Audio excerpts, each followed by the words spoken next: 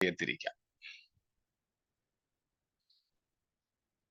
ഈ മനോഹര സന്ധിയിൽ ആഴ്ചയുടെ അവസാനത്തെ വൈകുന്നേരം വെളിപ്പാട് പുസ്തകം 4ഉം 5ഉം അധ്യായങ്ങളെ ആസ്പദമാക്കിയുള്ള പഠനത്തിനായി കർത്താവ് നമ്മെ കൊണ്ടുവന്നതിനായിട്ട് സ്തോത്രം.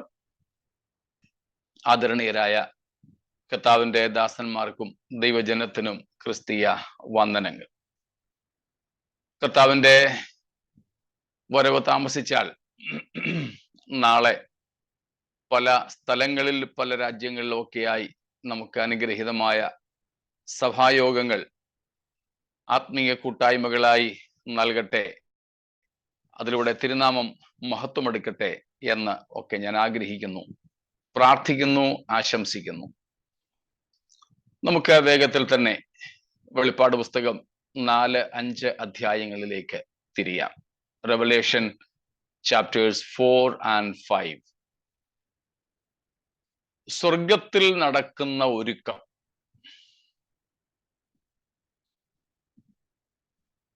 ദൈവസഭയുടെ എടുക്കപ്പെടലിന് ശേഷം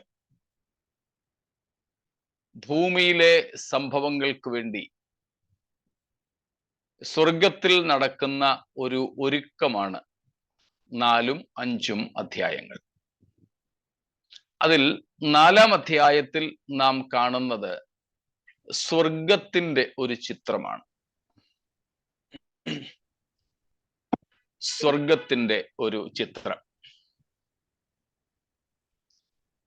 നാം അവിടെ സ്വർഗം തുറന്നിരിക്കുന്നു. യോഹന്നാൻ അതിലേക്ക് പ്രവേശിക്കുന്നു. യോഹന്നാൻ അവിടെ കണ്ട കാഴ്ചകൾ തനിക്ക് ഒക്കുന്ന ഭാഷയിൽ നമുക്ക് വിവരിച്ചു തന്നിരിക്കുന്നു.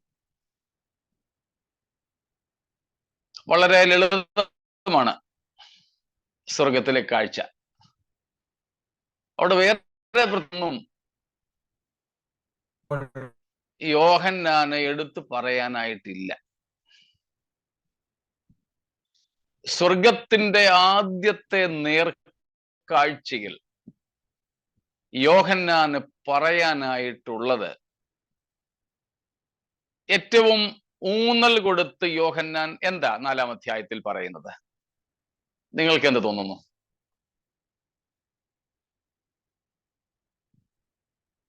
സിംഹാസനത്തിൽ ഇരിക്കുന്ന ദൈവത്തെ കുറിച്ച് വർണ്ണിക്കാൻ കഴിയാത്ത വിധത്തിൽ. സ്തോത്രം. അത്രേ ഉള്ളൂ. അതുകൊണ്ട് ഞാൻ പറഞ്ഞത് വളരെ സരളമാണ്. സ്വർഗത്തിലെ ഒത്തിരി കാര്യങ്ങളെ കുറിച്ചൊന്നും യോഹന്നാൻ വിവരിക്കുന്നില്ല. സ്തോത്രം.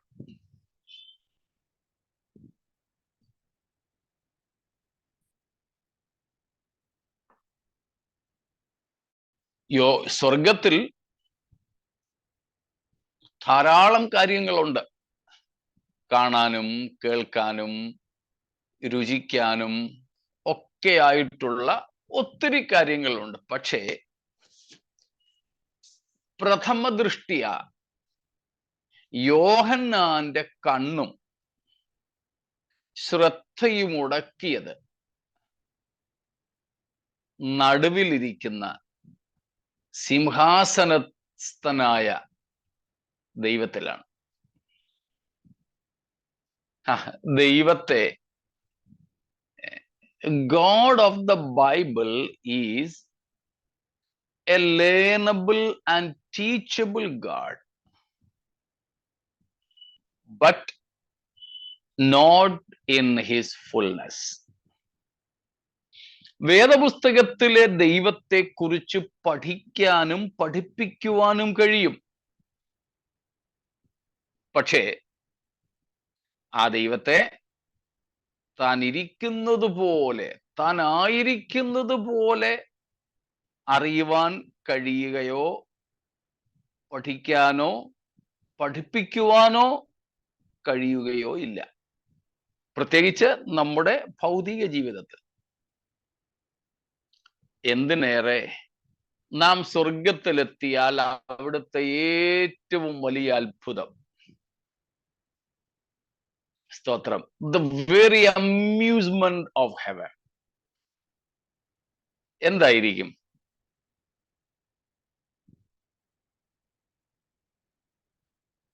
നാം അവനെ താൻ ഇരിക്കുന്നത് പോലെ കാണും. Praise God. സ്തോത്രം. വേറെ ഒന്നുമല്ല കേട്ടോ നമ്മളെ അത്ഭുതപ്പെടുത്തുന്നത്. സ്വർഗത്തിൽ നാം എത്തിയാൽ നമ്മെ അത്ഭുത പരതന്ത്രരാക്കുന്നത്, നാം ചകിതരായിത്തീരുന്നത്, നമ്മുടെ ശ്രദ്ധയെ മുഴുവനും ആകർഷിക്കുന്നത് വേറെ ഒന്നുമായിരിക്കില്ല. സ്തോത്രം. നമ്മുടെ ദൈവത്തിൻ്റെ തനതായ ആളത്വമായിരിക്കും. അവന്റെ സിംഹാസനം, ആ ദൈവത്തിൻ്റെ ആളത്വം, തൻ്റെ മഹത്വം, സ്തോത്രം, കാണാനുണ്ടെന്നേ. Praise God. വർണ്ണിച്ചാലും വർണ്ണിച്ചാലും പൂർണ്ണമായി വർണ്ണിക്കുവാൻ ഒക്കാത്ത തരം മഹത്വ സമ്പൂർണനായ ഒരു ദൈവം. ആ ദൈവത്തെ നാം താൻ ഇരിക്കും പോലെ കാണും. സ്തോത്രം.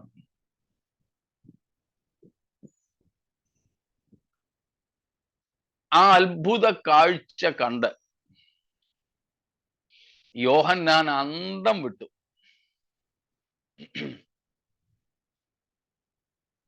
സുബോധം നഷ്ടപ്പെട്ടിട്ടൊന്നുമില്ല. പക്ഷേ എന്താ താൻ പറയുന്നതെന്നും എന്താണ് താൻ പറയേണ്ടതെന്നും ഒരു സംതൃപ്തി കൂടാതെ താൻ കണ്ട കാഴ്ച നമുക്ക് വിവരിച്ചു തരിക. ഞാൻ വീണ്ടും പറയട്ടെ, 6 മുതൽ 18 വരെയുള്ള അധ്യായങ്ങളിൽ നടക്കാൻ പോകുന്ന സംഭവ വികാസങ്ങളെക്കാളും അവിടങ്ങളിൽ വെളിപ്പെടുവാൻ പോകുന്ന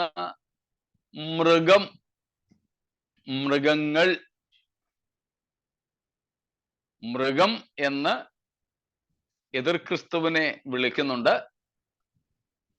കള്ളപ്രവാചകനെ കുറിച്ചും ഒരു മൃഗത്തോടാണ് ഉപമിച്ച് പറഞ്ഞിരിക്കുന്നത്. അതുകൊണ്ടാണ് ഞാൻ മൃഗങ്ങൾ എന്ന് പറഞ്ഞത്. അപ്പോൾ 6 തൊട്ട് 18 വരെ അമ്പില്ലാത്ത വില്ല് പിടിച്ച ചില പുള്ളികൾ, ചോരയില്ലാതെ ചത്ത് മഞ്ഞളിച്ച ചില അവസ്ഥകൾ, സിംഹാസനസ്ഥനായവന്റെ മുഖശോഭയുടെ മുമ്പിൽ വിറളി പിടിച്ച്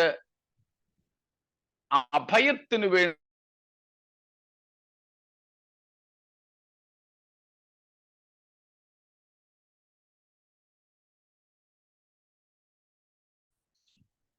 മനസ്സിലാവുന്നുണ്ടല്ലോ. മ്ലേച്ഛതകളിലും പാപങ്ങളിലും കിടന്ന് ഉഴലുന്ന കുറെ മനുഷ്യർ. ഇവരൊക്കെയാണ് 6 തൊട്ട് 18 വരെയുള്ള അധ്യായങ്ങളിൽ. അവിടെയുള്ള വ്യക്തികളെക്കാൾ, ഈ അധ്യായങ്ങളിലുള്ള വ്യക്തികളെക്കാൾ നമ്മുടെ ശ്രദ്ധ ഹഠാത് ആകർഷിക്കുന്നത് ഈ 4-ാം അധ്യായം മുതൽ നാം കാണുന്ന മഹത്വസമ്പൂർണനായ ദൈവമാണ്. സ്തോത്രം.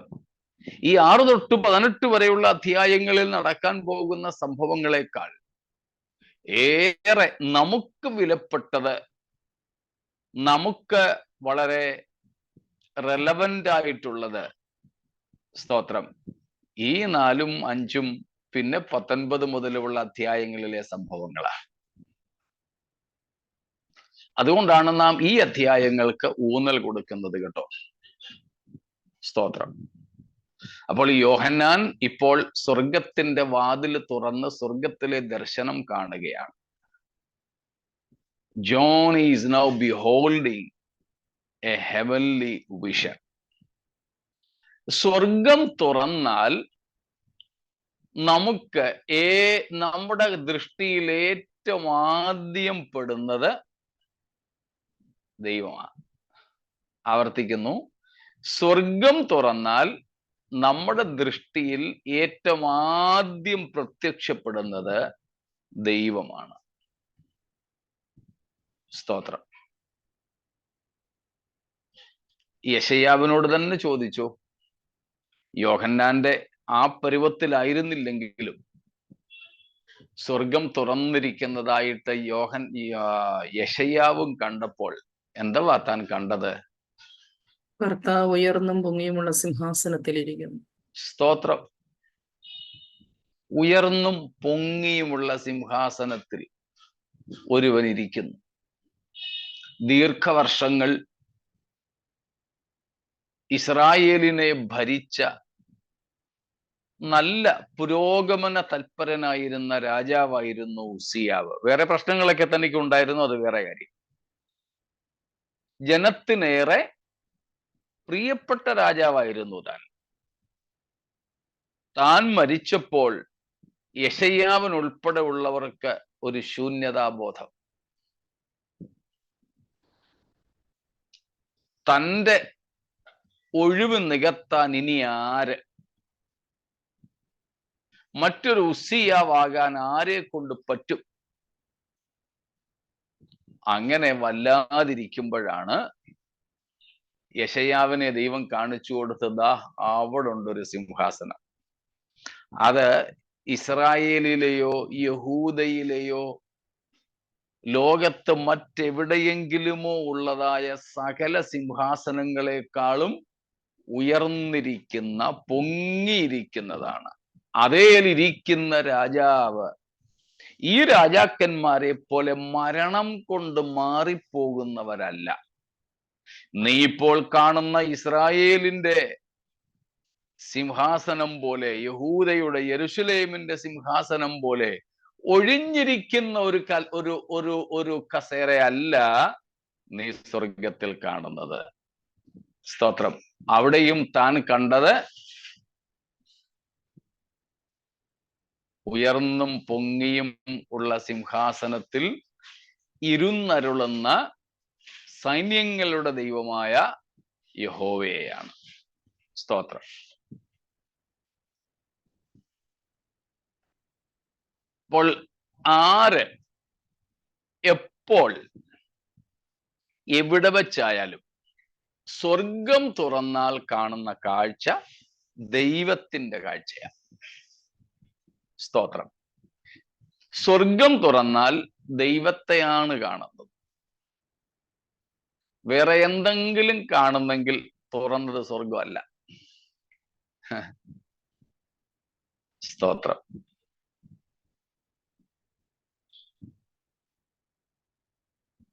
അപ്പോൾ സ്വർഗം തുറന്നിരിക്കുന്നു. യോഹന്നാൻ അവിടേക്ക് ക്ഷണിക്കപ്പെടുന്നു. അവിടെയുള്ള ചില സംഗതികളൊക്കെ നമ്മൾ ഇന്നലെ കണ്ടു. സ്തോത്രം.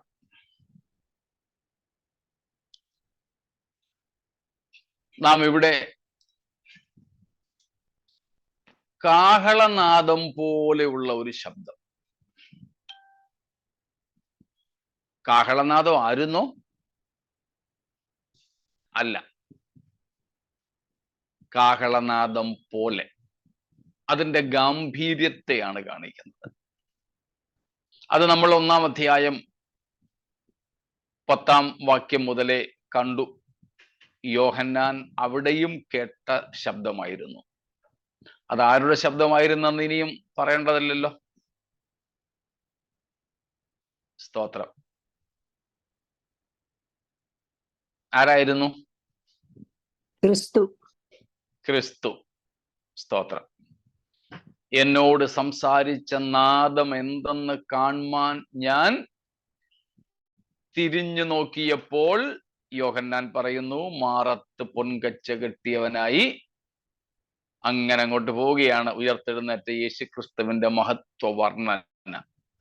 അപ്പോൾ യോഹന്നാനോട് കാഹളനാദത്തിനൊത്ത് 1-ാം അധ്യായത്തിൽ സംസാരിച്ച നാദം വെറും ഒരു അശരീരിയായിരുന്നില്ല, ഉയർത്തെഴുന്നേറ്റ യേശുക്രിസ്തു ആയിരുന്നു.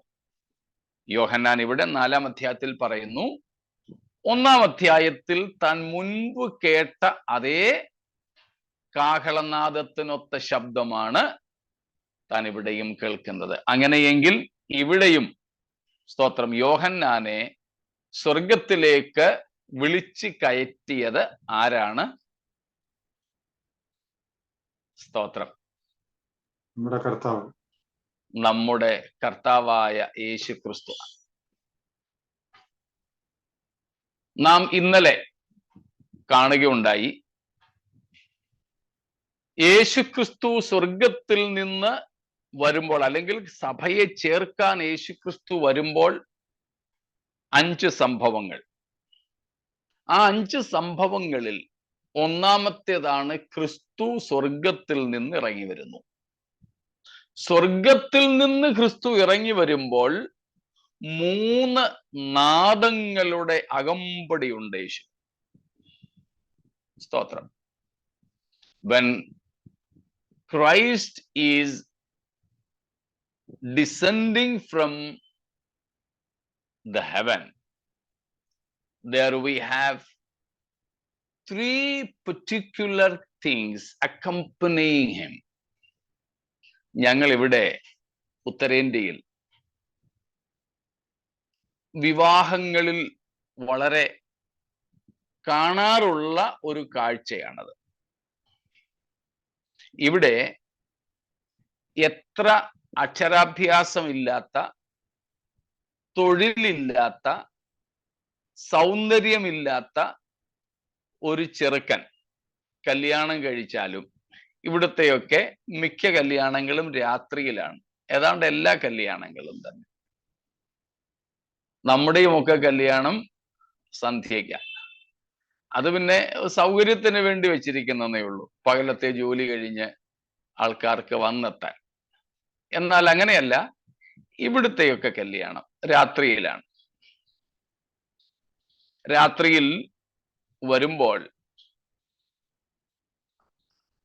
നമ്മുടെ ഇടയിലെ കല്യാണത്തിന് ഒരു ചെറിയ പിശകുണ്ട്. പണ്ടൊന്നും കുഴപ്പമില്ലായിരുന്നു, ഇപ്പോഴൊക്കെ.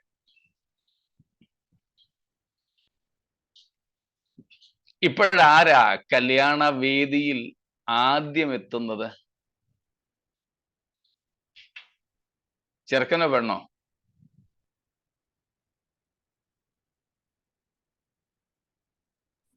ചെറുക്കനാണ് സാധാരണ. ചെറുക്കൻ ആദ്യം എത്തുന്നത്. പക്ഷേ അത് തെറ്റാണ്.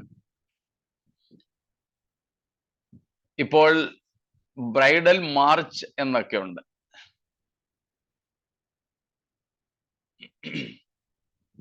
ആദ്യം പാവം ചെറുക്കനെയും കയറ്റിവിടും, പ്രത്യേകിച്ച് മാർച്ചൊന്നും ഇല്ല. അവൻ തന്നെ വേണേ മാർച്ചൊക്കെ ചെയ്ത് വരുന്നെങ്കിൽ ആരും വിലക്കാറില്ല എന്ന് മാത്രം. പക്ഷെ അതിന്റെ പേര് തന്നെ ബ്രൈഡൽ മാർച്ച് എന്നാണ്.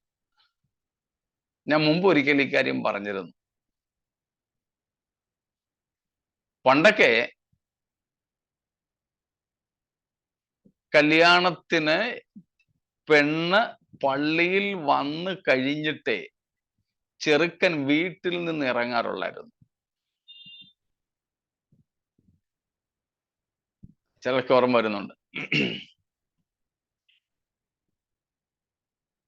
കാരണം ക്രിസ്തുവും സഭയും തമ്മിലുള്ള ബന്ധത്തെ കാണിക്കുന്ന ഒരു മർമ്മമാണ് വിവാഹം. അതുകൊണ്ട് നമ്മുടെ മലയാളികളുടെ കല്യാണങ്ങളിൽ ചിലപ്പോൾ നിങ്ങൾ കേട്ടിട്ടുണ്ടായിരിക്കും കർമ്മം, ധർമ്മം, മർമ്മം എന്നൊക്കെ. കല്യാണം ഒരു കർമ്മമാണ്, ഒരു സെറിമണിയാണ്. അതിനൊരു ധർമ്മമുണ്ട്, ഒരു ഡ്യൂട്ടി, റെസ്പോൺസിബിലിറ്റി ഉണ്ട്. അതൊരു മിസ്റ്ററിയാണ്, ഒരു മർമ്മമാണ്.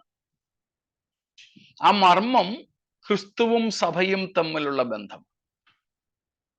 മണവാട്ടി സഭയുടെ പ്രതിനിധിയും മണവാളൻ ക്രിസ്തുവിനെ പ്രതിനിധാനം ചെയ്യുന്നയാളും.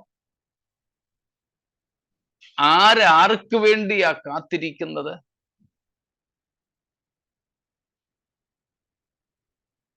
മണവാട്ടി മണവാളന് വേണ്ടി. മണവാട്ടി മണവാളന് വേണ്ടിയാ. അതിന്റെ പ്രതീകമായിട്ടായിരുന്നു നമ്മുടെയൊക്കെ വിവാഹങ്ങൾ പണ്ട്. പള്ളിയിൽ പെണ്ണ് വന്ന് അല്പം കഴിഞ്ഞിട്ടേ ചെറുക്കനെത്തു. വേദിയിലും അങ്ങനെ തന്നെയായിരുന്നു. ഇപ്പോഴങ്ങനെയല്ല. ചെറുക്കം വന്ന് ചിലപ്പം മണിക്കൂറുകൾ കഴിഞ്ഞാലും പെണ്ണെത്തത്തില്ല. പണ്ട് എവിടെയാണോ, ഗൾഫിലാണെന്ന് തോന്നുന്നു, ഗൾഫിലെ ഏതോ ഒരു ചർച്ചുകാരൻ ഒരു ആനുവൽ പ്രോഗ്രാമിന് വേണ്ടി സ്കിറ്റ് നടത്തിയത് നിങ്ങൾ കണ്ടിട്ടുണ്ടായിരിക്കും. അബ്രഹാം ഇസഹാക്കിനെ യാഗം കഴിക്കുന്ന ഒരു സ്കിറ്റാ നടത്തിയത്. അതിൻ്റെ ഒരു പാരഡി. അന്ന് അബ്രഹാം ഇസഹാക്കിനെ കെട്ടിമുറുക്കി യാഗപീഠത്തിൽ വെച്ചു.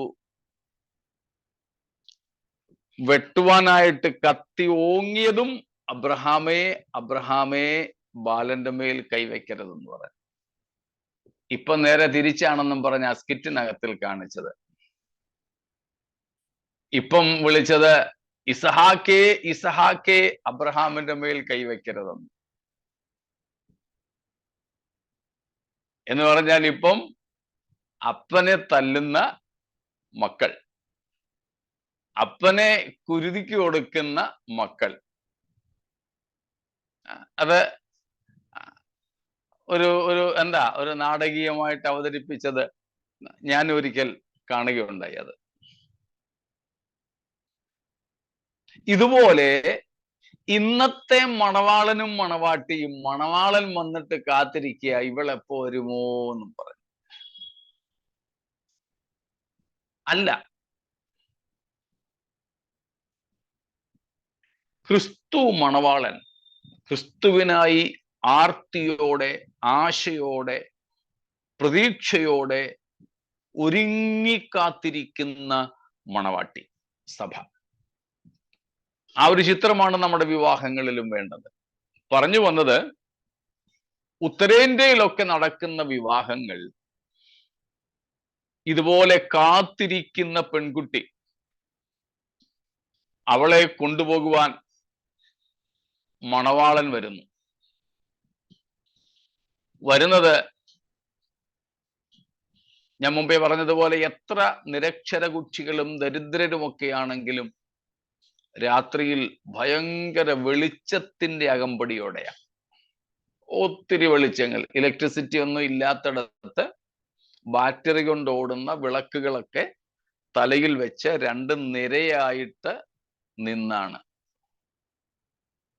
എത്ര പാവപ്പെട്ടവന്റെ വിവാഹത്തിലും സിനിമ പാട്ടായിരിക്കും, ഡാൻസ് കളിക്കാൻ പറ്റുന്ന നല്ല ലയവും താളവും ഒക്കെയുള്ള കേൾവിക്കാരെ ത്രസിപ്പിക്കുന്ന മ്യൂസിക്കും സിനിമാറ്റിക് ഡാൻസും അല്ലെങ്കിൽ അതിനുള്ള വാദ്യമേളങ്ങളും ഒക്കെയായിട്ടാണ് വരുന്നത്. ചുമ്മാതെ അല്ല. നമ്മുടെ നാട്ടിൽ അങ്ങനൊന്നുമില്ല. ഇവിടെ എത്ര ചെറിയ വിവാഹമായാലും അതിൽ വാദ്യമേളങ്ങളുണ്ട്. നമ്മുടെ കർത്താവായ യേശു മണവാളനായിട്ട് ഇറങ്ങി വരുമ്പോഴും പൗലോസ് പറയുന്നു 1 തെസലോനിക്കർ 4:16 ചുമ്മാതെ മിണ്ടാതെയല്ല യേശു വരുന്നത്. 3 ശബ്ദങ്ങളുടെ നാദങ്ങളുടെ അകമ്പടി. ഒന്ന്, കർത്താവിന്റെ ഗംഭീരനാദം. എന്താണത് കർത്താവിന്റെ ഗംഭീരനാദം എന്നതുകൊണ്ട് അർത്ഥമാക്കുന്നത്? The great shout of the Lord. What is that shout of the Lord? എന്തുവാ അത്?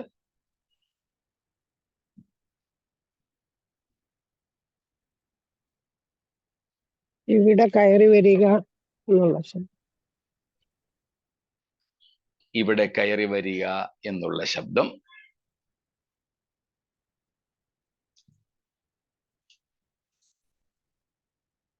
ആകാം ഒരു പക്ഷേ.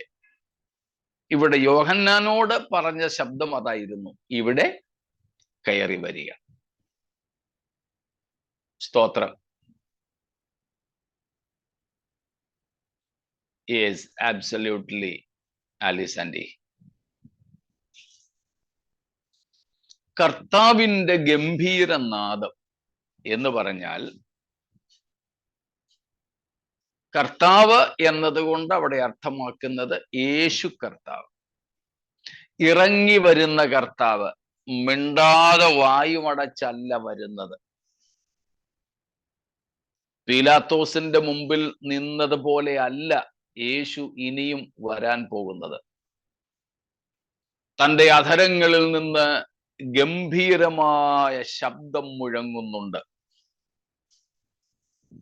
അത് ഇപ്പോൾ സാലി സിസ്റ്റർ പറഞ്ഞതുപോലെ ഇവിടെ കയറി വരിക എന്ന വാക്കായിരിക്കും. കുറച്ചുകൂടെ വ്യക്തതയോടെ പറഞ്ഞാൽ ആര് വരാനാ? സ്തോത്രം. അങ്ങനെയെങ്കിൽ യേശു ഇനിയും പറയുന്നത് ഇവിടെ കയറി വരിക എന്ന് ആയിരിക്കും. എങ്കിലും എനിക്ക് തോന്നുന്നത്, അതായത് എനിക്ക് അന്ന് കേൾപ്പാൻ കഴിയുന്നത്, എൻ്റെ പേര് വിളിച്ച് എന്നെ ഇവിടെ വരിക എന്ന് പറയുന്നതായിട്ടാണ്. ജോച്ചായന് ആ ശബ്ദം തന്നോട് തൻ്റെ പേര് വിളിച്ച് പറയുന്നതായിട്ടാണ്. സുജയ്ക്ക് സുജയുടെ പേര് വിളിച്ച് പറയുന്നതായി തോന്നും. അങ്ങനെ ക്രിസ്തുവിൽ മരിച്ച ഓരോ ഭക്തനും തൻ്റെ പേര് വിളിച്ച് ഇവിടേക്ക് കയറി വരിക എന്ന് പറയുന്നതായിട്ട് തോന്നും. അത് എന്തിനു വേണ്ടിയാണ്? സ്തോത്രം. യേശുക്രിസ്തുവിന്റെ തന്നെ വാക്കുകൾ നമുക്ക് നോക്കാം. യോഹന്നാൻ 5:25, ജോൺ 5:25. ആമേൻ ആമേൻ, ഞാൻ നിങ്ങളോട് പറയുന്നു, മരിച്ചവർ ദൈവപുത്രന്റെ ശബ്ദം കേൾക്കുകയും കേൾക്കുന്നവർ ജീവിക്കുകയും ചെയ്യുന്ന നാഴിക വരുന്നു, ഇപ്പോൾ വന്നുമിരിക്കുന്നു. സ്തോത്രം. ഈ ഗംഭീരനാദം എന്ന് പറയുന്നത് വാദ്യോപകരണങ്ങളുടെ നാദങ്ങളല്ല. കർത്താവ് താൻ ഗംഭീരനാദം, കർത്താവിൻ്റെ തന്നെ ഗംഭീരനാദം, നമ്മുടെ യേശുക്രിസ്തുവിന്റെ വായിൽ നിന്ന് പുറപ്പെടുന്ന വചനം, അതിനെ അട്ടേർഡ് വേർഡ് എന്ന് നമുക്ക് വിളിക്കാം. The spoken word, the very voice that comes out of the mouth of the Lord when he will be descending from the heaven until the mid-air. സ്വർഗത്തിൽ നിന്ന് മധ്യാകാശത്തിലേക്ക് യേശു ഇറങ്ങി വരുമ്പോൾ കർത്താവിന്റെ വായിൽ നിന്ന് പുറപ്പെടുന്ന, സ്തോത്രം, കൽപ്പിത വചനം, മൗഖിക വചനം, അതിനെയാണ് ഇവിടെ കർത്താവ് താൻ ഗംഭീരനാദം എന്ന് പറഞ്ഞിരിക്കുന്നത്. യോഹന്നാനിൽ യേശു അത് പറഞ്ഞു, ആമേൻ ആമേൻ, അതായത് സത്യം സത്യമായി ഞാൻ നിങ്ങളോട് പറയുന്നു, മരിച്ചവർ ദൈവപുത്രന്റെ ശബ്ദം കേൾക്കും. സ്തോത്രം. എനിക്ക് വർണ്ണിക്കാൻ സാധിക്കാത്ത തരത്തിൽ അതിൻ്റെ അർത്ഥം ആഴമുള്ളതാണ്. നമ്മുടെ ഒന്നും ശബ്ദം ജീവനുള്ളവർ കേൾക്കുന്നില്ല. കേൾക്കുന്നില്ല എന്ന് പറഞ്ഞാൽ ചിലര് കേൾക്കുന്നുമില്ല, ചിലര് കേട്ടാലും ഒട്ട് കേൾക്കുന്നില്ല എന്ന് പറഞ്ഞാൽ അനുസരിക്കുന്നതുമില്ല, അല്ലേ? അപ്പനെയും അമ്മയും അനുസരിക്കാത്ത മക്കൾ, ഗുരുക്കന്മാരെ അനുസരിക്കാത്ത വിദ്യാർത്ഥികൾ. പണ്ടൊക്കെയാണെങ്കിൽ പോലീസിനെയെങ്കിലും അനുസരിക്കുമായിരുന്നു, ഇപ്പോഴാണെങ്കിൽ പോലീസിന് ജനത്തെ പേടിയാ. കേരളത്തിലെങ്കിലും കേരള പോലീസിന്റെ തൊപ്പിയും കാക്കിയും കണ്ടാൽ ജനം പേടിക്കുമായിരുന്നു. ഇപ്പം തീരെ ഇല്ലാതായി വന്നിരിക്കുന്നു. അങ്ങനെ ഇരിക്കെയാണ് യേശു പറയുന്നത്, ആരാ മനുഷ്യപുത്രന്റെ ശബ്ദം കേൾക്കുന്നത്? മരിച്ചവർ. മരിച്ചവർ. എന്തൊരു അത്ഭുതമാ! ഞാൻ ചില ആഴ്ചകൾക്ക് മുമ്പ് ഞങ്ങളുടെ ചർച്ചിൽ പറഞ്ഞൊരു കാര്യമുണ്ട്. ദൈവത്തിന്റെ വായിൽ നിന്നും പുറപ്പെടുന്ന വചനത്തിനുള്ള ഒത്തിരി പ്രത്യേകതകളിൽ 2 എണ്ണം. ഒന്നാമത്തേത്, നമ്മുടെ ദൈവത്തിന്റെ ശബ്ദം അസ്തിത്വത്തിലേ ഇല്ലാത്ത വസ്തുക്കൾക്ക് കേൾക്കാൻ പറ്റും.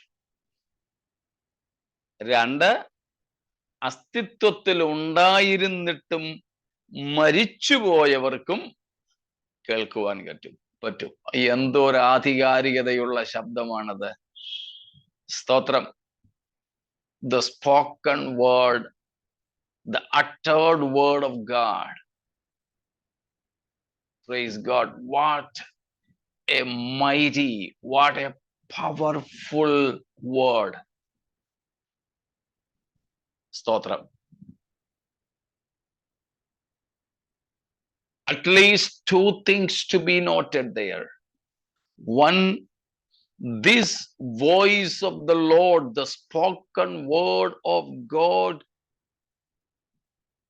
can be heard, or it is audible to those things which are not yet in existence. Even the non-existent things can hear the voice that comes out of the Lord's mouth. കർത്താവിന്റെ വായിൽ നിന്നും പുറപ്പെടുന്ന വചനത്തിന് അസ്തിത്വം ഇല്ലാത്ത, ലോകത്തിലേ ഇതുവരെ ഉണ്ടായിട്ട് പോലും ഇല്ലാത്ത അചേതന വസ്തുക്കൾക്ക് പോലും, നിർജീവ വസ്തുക്കൾക്ക് പോലും കേൾക്കുവാൻ കഴിയും.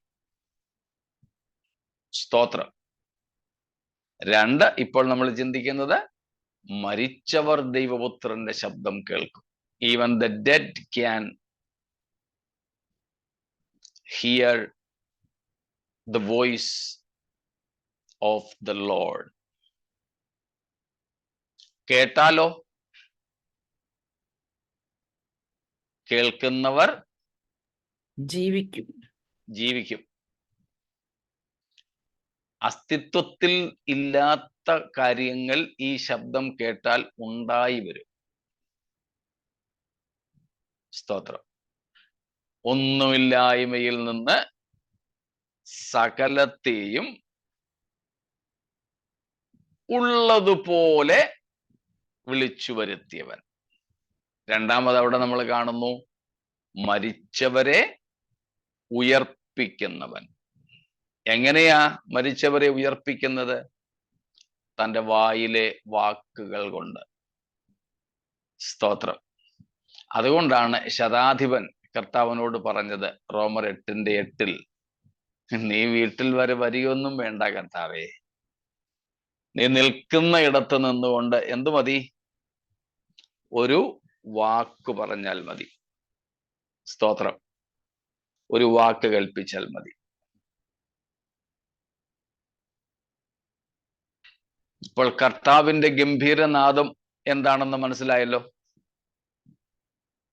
കർത്താവിന്റെ വായിൽ നിന്നും പുറപ്പെടുന്ന വചനം. സ്തോത്രം. ആ വചനം മരിച്ചവർ കേൾക്കുമ്പോൾ അവർ ഉയർത്തെഴുന്നേൽക്കും.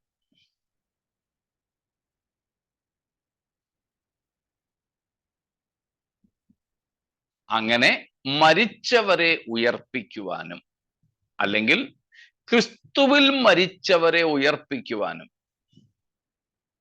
ജീവനോടെ ശേഷിക്കുന്ന വിശുദ്ധന്മാരെ രൂപാന്തരപ്പെടുത്തി കൊണ്ടുപോകുവാനും വേണ്ടിയാണ് കാഹളത്തിനൊത്ത നമ്മുടെ കർത്താവിന്റെ നാദം മുഴങ്ങുന്നത്.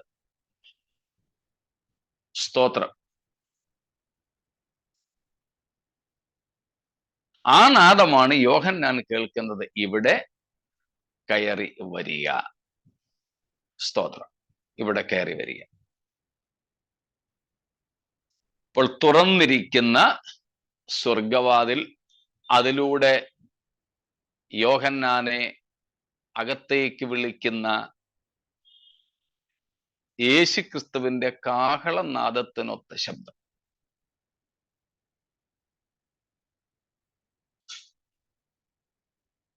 കർത്താവ് എവിടെ ഇരുന്നുകൊണ്ടായി യോഹന്നാനെ വിളിച്ചത്?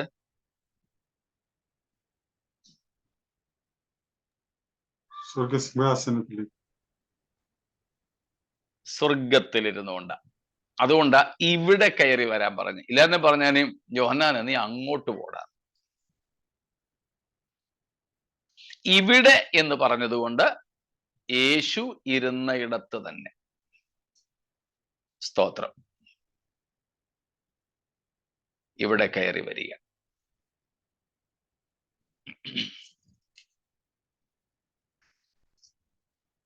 നാം കാണുന്നുണ്ട്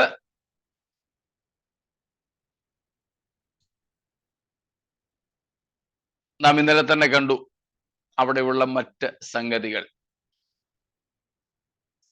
തുറന്നിരിക്കുന്ന സ്വർഗം, 2 സിംഹാസനം, അല്ലേ? സ്തോത്രം.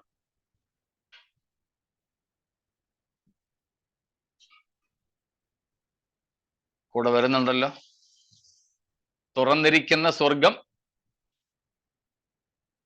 രണ്ടാമത്തേത് കാഹളനാദം പോലുള്ള കർത്താവിന്റെ ശബ്ദം. കാഹളനാദം പോലെയുള്ള കർത്താവിന്റെ ശബ്ദം. കാഹളനാദമുണ്ട്, അത് നമുക്ക് പിന്നീട് നോക്കാം. ആ വിഷയത്തിലും ഒത്തിരി പേർക്ക് സംശയങ്ങളുണ്ട്. ദൈവത്തിന്റെ കാഹളവും അന്ത്യകാഹളവും ഒക്കെ തമ്മിൽ സംശയങ്ങൾ പലർക്കുണ്ട്. ആ സംശയങ്ങൾ നിലനിൽക്കുന്നത് കൊണ്ടാണ് ചിലർ പറയുന്നത് അന്ത്യകാഹളം വെളിപ്പാട് പുസ്തകത്തിന്റെ ഇടയ്ക്കെങ്ങാണ്ട. അതുകൊണ്ട് ചിലർ പറയുന്നു മഹാപീഡനത്തിന്റെ മധ്യത്തോടെയേ യേശു വരുമെന്ന്. സ്തോത്രം. ഇതുവരെ ആ സംശയം വന്നിട്ടില്ലാത്തവർക്ക് ആ സംശയം ഞാൻ ഇട്ടു തരിക, ചിന്തിക്കാൻ വേണ്ടി, കൺഫ്യൂസ് ചെയ്യാനല്ല, ചിന്തിക്കാൻ വേണ്ടി. സ്തോത്രം. നമുക്കതിന്റെ പഠനം മറ്റൊരു ദിവസം ചെയ്യാം. ഇവിടെ നാം കാണുന്നു കർത്താവ് താൻ ഗംഭീരനാദത്തോടും പ്രധാന ദൂതന്റെ ശബ്ദത്തോടും ദൈവത്തിന്റെ കാഹളത്തോടും കൂടെ. എന്നാൽ 1 കൊരിന്ത്യർ 15-ാം അധ്യായത്തിൽ തന്നെ നാം കാണുന്നു അന്ത്യകാഹളനാദത്തിങ്കൽ. അപ്പോൾ ദൈവത്തിന്റെ ഈ കാഹളം അന്ത്യകാഹളനാദമാണോ? വെളിപ്പാടിലേക്ക് നമ്മൾ ഇനിയും വരുന്നുണ്ട്. 6-നും 18-നും ഇടയിൽ കാഹളനാദത്തെ കുറിച്ച്. അപ്പം ഈ വസ്തുതകളെ ശരിയാമണ്ണം മനസ്സിലാക്കാതെയാണ് ചിലർ ദൈവസഭ മഹാപീഡനത്തിന്റെ ആദ്യഘട്ടത്തിൽ കൂടെ പോകുമെന്നും അല്ല മൊത്തം പീഡനം അനുഭവിക്കുമെന്നും ഒക്കെ പറയുന്നത്. ഈ കാഹളനാദം അതിന് അവരെടുക്കുന്ന ഒരു പ്രധാന ഭാഗമാണ്. അവിടേക്ക് നമ്മൾ പിന്നീട് വരുന്നുണ്ട്, കർത്താവിന്റെ വരവ് താമസിച്ചാൽ. അതുകൊണ്ട് കാഹളം എന്നുള്ളത് ഞാൻ വിടുന്നു. ആ നാദം, കർത്താവിന്റെ ഗംഭീരനാദത്തെയാണ് ഇവിടെ കാഹളനാദം പോലെ എന്ന് പറഞ്ഞിരിക്കുന്നത്. അത്ര ആധികാരികമായിരുന്നു. 1-ന്റെ 10-ഉം 11-ഉം പഠിച്ചപ്പോൾ ആ കാഹളനാദത്തിന്റെ വിശദീകരണം നമ്മൾ കണ്ടു. അതുകൊണ്ട് ഇവിടെ ഇനിയും അതേപ്പറ്റി ആവർത്തിക്കുന്നില്ല. അപ്പോൾ തുറന്നിരിക്കുന്ന സ്വർഗവാതിൽ, കാഹളനാദം പോലെയുള്ള ഒരു ശബ്ദം. മൂന്നാമതായി നാം കണ്ടത് സ്വർഗത്തിൽ എന്തുണ്ടെന്നാണ്? സിംഹാസനം. സിംഹാസനം. സിംഹാസനങ്ങളുണ്ട് അവിടെ. ഇവിടെ തന്നെ നമുക്ക് 25 സിംഹാസനങ്ങൾ കാണാം, അല്ലെ? ദൈവത്തിന്റെ ഒരു സിംഹാസനവും 24 മൂപ്പന്മാരുടെ സിംഹാസനങ്ങൾ. ഇപ്പൊ സിംഹാസനങ്ങൾ സ്വർഗത്തിൽ പലതുണ്ട്. അതിൽ ഏറ്റവും പ്രധാനപ്പെട്ട സിംഹാസനമാണ് നാം ഇവിടെ വെളിപ്പാട് പുസ്തകത്തിൽ വായിക്കുന്നത്. സ്തോത്രം. ഏറ്റവും പ്രധാനപ്പെട്ട സിംഹാസനം അത് നമ്മുടെ ദൈവത്തിന്റെ സിംഹാസനമാണ്. സ്തോത്രം. ദൈവത്തിന്റെ സിംഹാസനം.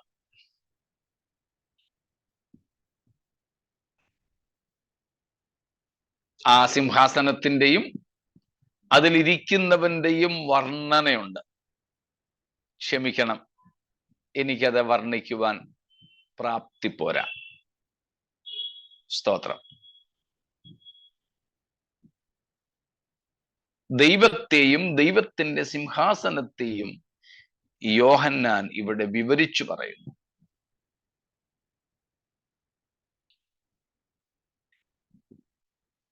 സിംഹാസനം എന്തിനെ കാണിക്കുന്നു?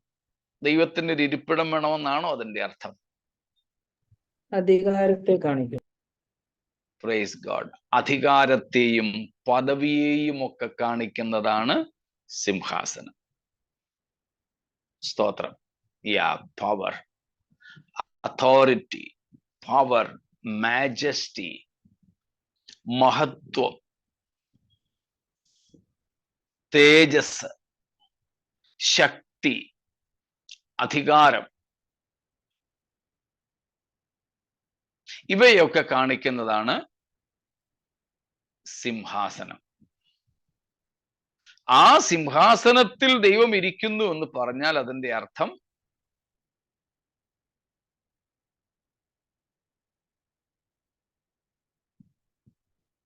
ദൈവത്തിന്റെ പരമാധികാരത്തെ കാണിക്കുന്നതാണ്. This shows the sovereignty of our God. It shows our God is all powerful. സ്തോത്രം. ആ ദൈവത്തിന്റെ സിംഹാസനത്തിന്റെയും മഹത്വത്തിന്റെ വർണ്ണന പ്രാർത്ഥനയോടെ നിങ്ങൾ തന്നെ വായിച്ചു നോക്കുക. കർത്താവ് ഇനി പറയത്തക്കവണ്ണം പഠിപ്പിച്ചില്ലെങ്കിലും മനസ്സിലാക്കത്തക്കവണ്ണമെങ്കിലും പഠിപ്പിക്കും. മനസ്സിലായോ? പ്രസംഗിക്കത്തക്കവണ്ണവും പറയത്തക്കവണ്ണവും പഠിപ്പിച്ചില്ലെങ്കിലും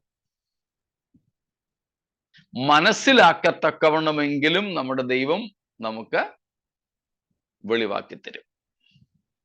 സ്തോത്രം. ആ പ്രത്യാശയോടെ ജീവിക്കുവാൻ ദൈവം നമുക്കെല്ലാവർക്കും ഈ വചനങ്ങളാൽ കൃപ ചെയ്യട്ടെ. ദൈവം നമ്മെ അനുഗ്രഹിക്കുമാറാകട്ടെ.